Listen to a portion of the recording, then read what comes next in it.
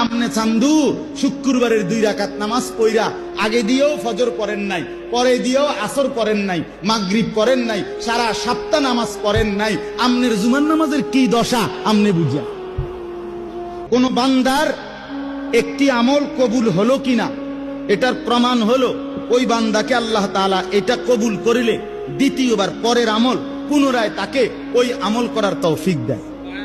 এজন্য যার ফজরের নামাজ কবুল হইছে তাকে আল্লাহ জোহর পড়ার তৌফিক দেয়, যার জোহর কবুল হইছে তারে আল্লাহ আসর পড়ার তৌফিক দেয়, যার আসর কবুল হইছে আল্লাহ তারে মাগরিব পড়ার তৌফিক দেয়, যার মাগরিব কবুল হইছে আল্লাহ তারে এশার নামাজ পড়ার তৌফিক দেয়। তাহলে কে বলছে এই যুবক ছেলেরা তোমরা যারা শুধু জুমার নামাজ পড়ো অথবা মাঝবয়সী যারা আপনারা যারা শুধু শুক্রবারের 2 রাকাত নামাজ পড়েন, এটা আপনাদেরকে কে শিখাইছে বলেন?